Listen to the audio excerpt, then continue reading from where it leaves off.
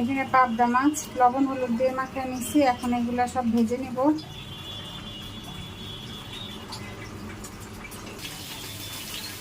পাবদা মাছগুলো ভেজে নিচ্ছি একদম কম তেলে। বেশি তেলে পাবদা মাছ ভাজলে অনেক ফুটে, অল্প তেলে মাছ ভাজবে।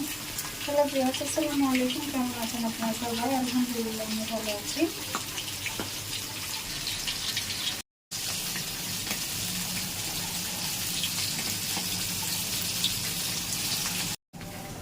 পেঁয়াজগুলো ভেজে নিয়েছি। তারপরে এখানে দিয়ে দিয়েছি আদা রসুন, হলুদ গুঁড়ো, মরিচ গুঁড়ো, ধনে গুঁড়ো, জিরে গুঁড়ো। এখন এগুলো দিয়ে ভালোভাবে একটু কষাই নেব।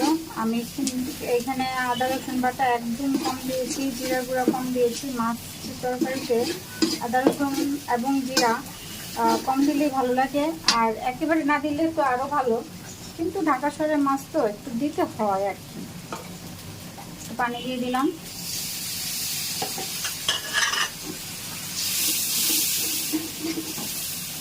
স্বাদ মতো লবণ।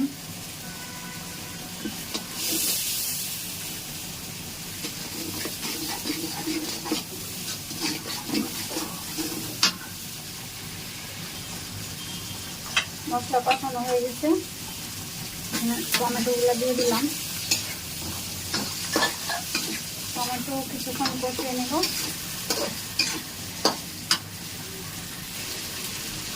টমেটোগুলো কষানো হয়ে গেছে, একটু নরম হয়েছে, একদম কিন্তু ভেঙে দেয়নি।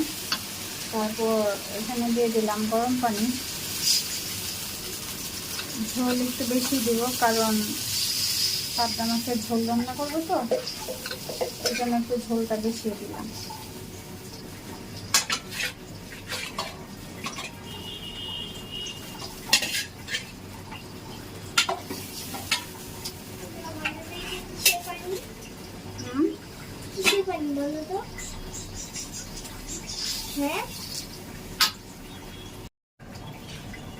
রান্না হয়ে গেছে, একটু ঝোল ঝোল রাখলাম। এখন অল্প একটু ধনেপাতা দিয়ে নামাই নিব।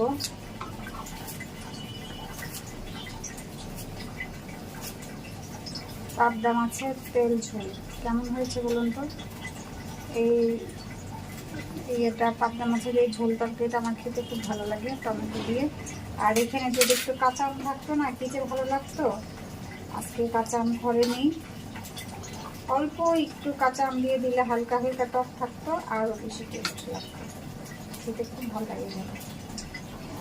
কার কার পছন্দ কমেন্ট করে জানাবেন। আল্লাহ হাফিজ।